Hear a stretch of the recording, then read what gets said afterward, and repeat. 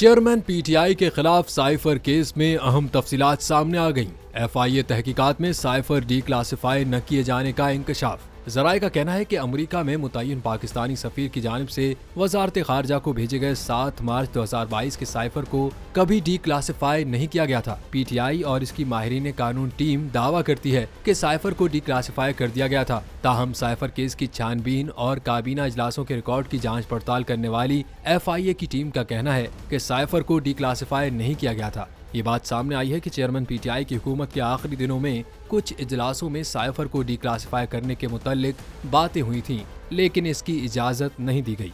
काबीना के इजलास उस वक्त हुए थे जब चेयरमैन पीटीआई अवामी रैली में साइफर की कॉपी लहराकर दिखा चुके थे।